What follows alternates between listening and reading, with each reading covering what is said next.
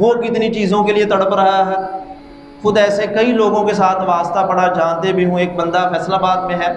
وہ کروڑوں نہیں اربوں کی پراپرٹی وغیرہ کا مالک ہے، اس کے ساتھ تعلق واسطہ بھی رہا، لیکن تعجب کی بات یہ تھی کہ اس انسان کو رات کو سونے کے لیے کئی راتیں گزر جاتی، کہتے مجھے نیند نہیں آتی تھی، کئی راتیں ایسے،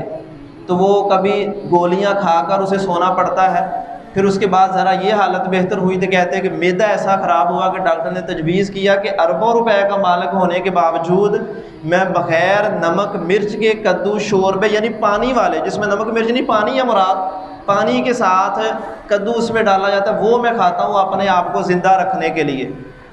یعنی ہمیں نظر آ رہا ہے کہ وہ کروڑوں کا مالک ہے، لیکن اللہ نے جو محرومیت عطا کی وہ ہماری محرومیت سے کہیں زیادہ ہے۔ اگر ہمارے پاس تھوڑا ہے، ہم اس کے مطابق آزادانہ کھا سکتے ہیں، چل پھر سکتے ہیں، سو سکتے ہیں، تو پھر ہم بہتر ہیں یا وہ کروڑوں اربوں والا بہتر ہے جو کم از کم نیند بھی نہیں لے سکتا اور اپنی مرضی سے کھا بھی نہیں سکتا؟ کتنے ایسے سیاستدان ہیں جو ہمیں نظر آ رہا ہے بھی اتنے کے مالک ہیں۔ زرداری مثلا دیکھیں کتنا بڑا یعنی سرمایہ دار، سب کچھ اس کے پاس ہے جو دنیاوی طور پر ہم دیکھ سکتے ہیں، لیکن اس کی اپنی حالت کیا ہے کہ وہ بھنڈی وغیرہ یا اس طور پر ایک سالن کھاتا ہے، کہتا ہے کہ میرے لیے گوشت وغیرہ یا جو بھی چٹپٹے کھانے جن کو اپنی زندگی میں ہم سمجھتے ہیں کہ یہ ہمارے لیے نعمتیں، وہ نہیں کھا سکتا۔ یعنی اس کی وہ دولت کس کام کی جو ایک دو کھانوں کے علاوہ ساری زندگی کے لیے کچھ چکھ بھی نہیں سکتا۔ ایسے ہی لوگ بڑے سرمایہ دار،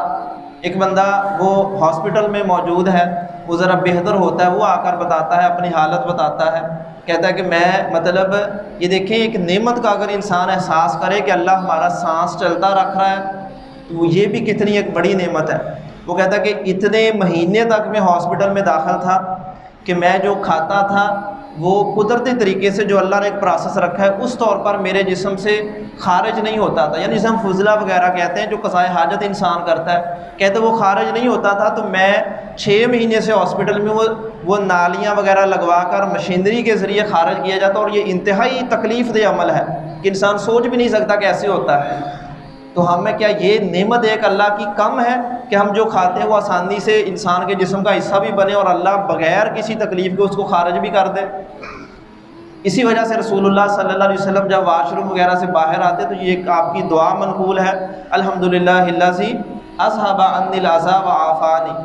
اس رب تعالیٰ کا شکر ہے جو یہ گندگی وہ مجھ سے باہر کر دی، اس کو جسم سے خارج کر دیا اور مجھے عافیت عطا کی۔ اس عافیت کا احساس اس وقت ہوتا ہے جس انسان کا اللہ یہ نظام ہی بدل ڈالے۔ یہ نعمت کوئی تھوڑی ہے کہ ہم سانس لیتے ہیں آزادانہ اور ہوا ہمارے جسم کے اندر جاتی ہے اور جو اندرونی چیزیں وہ باہر نکل جاتی ہیں اسی سانس کے ساتھ۔ اگر اللہ رب العزت اس کو روک لے، ہمارے پاس کیا چیز ہے کہ ہم اس کو زبردستی کر سکیں؟ ہم جو لقمہ منہ میں ڈالتے ہیں، ہمارے جسم کے اندر بہت ساری نالیاں ہیں، یہ اللہ نے ہمارے اوپر احسان کیا کہ وہ کھانا اسی نالی میں جاتا ہے جو معدے تک جاتی ہے، جسم کا حصہ بناتی ہے۔ اگر اللہ رب العزت چاہے وہ معدے والی نالی میں جانے کی بجائے سانس والی میں چلے جائے تو انسان کی تو موت واقع ہو جائے، انسان 1 منٹ نہ نکال سکے۔ کیا ہم زبردستی لقمے کو پیغام دے کر بھیجتے ہیں بھئی یہاں جانا ادھر نہیں جانا؟ یہ اللہ رب العزت کا احسان ہوتا ہے کہ اللہ نے بغیر ہماری چاہت، بغیر ہماری طلب کے، بغیر قیمت ادا کی اللہ نے سارا نظام چلایا ہوا ہے۔ کہ ہمارے پھپھڑے، ہمارے گردے، ہمارا دل، ہمارا دماغ، یہ اللہ ایک چھوٹا سا فالٹ ڈال دے تو ہماری نیندیں خراب ہو جاتی ہیں، ساری کی ساری ہماری دولت اس کام پر لگ جاتی ہے، لیکن ہمیں شفا نہیں بعض دفعہ ملتی۔ کتنے ایسے مریض ہیں آپ ہاسپٹل میں جا کر دیکھیں جو چھوٹی چھوٹی ایسی بیماریوں میں مبتلا ہے جن کو ہم کچھ سمجھتے نہیں ہیں، لیکن اللہ رب العزت جب اس کو انسان کے لیے وبال بنا دے تو انسان سارا کچھ خرچ کر کے بھی اس سے شفا نہیں پا سکتا۔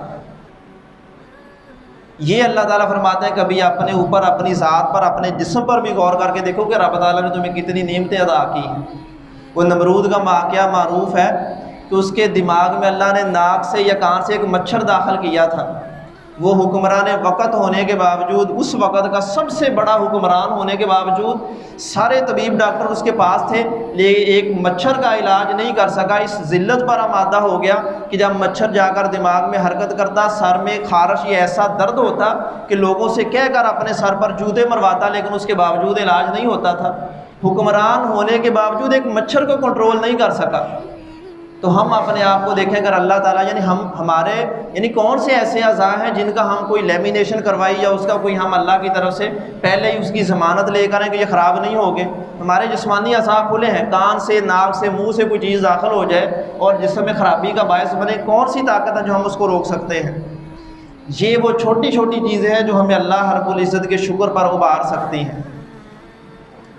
لوگ سارا کچھ ہونے کے باوجود کبھی اپنے جسمانی نظام کو درست کرنے کے لیے دنیا جہاں میں دھکے کھاتے پھرتے ہیں۔ اگر اللہ نے ہمیں رزق تھوڑا دیا لیکن اس ذلت سے بچا لیا، کیا یہ اللہ تعالیٰ کا کم احسان ہے؟ کہ اگر ہمارے پاس روپیہ پیسہ تھوڑا ہے لیکن ہم کسی ڈاکٹر کے محتاج نہیں ہیں، ہم کسی طبیب کے محتاج نہیں، ہمیں کسی کے سامنے ہاتھ نہیں پھیلانا پڑتا، ہمیں ٹھیک سے نیند آتی ہے، ہم صحیح سے چل پھر سکتے ہیں، ہماری اولاد ہے، ہمارے دوست ہیں، ہم ہر طرح کا موسم دیکھ سکتے ہیں، ہر طرح کا کھانا کھا سکتے ہیں، پھر اس کے علاوہ ہمیں اللہ تعالیٰ سے اور کیا چاہیے؟ شکر کرنے کے لیے ہم پھر کس لمحے کے ابھی انتظار میں بیٹھے ہیں کہ اللہ کا تب شکر ادا کروں جب وہ ملے، جب وہ ملے؟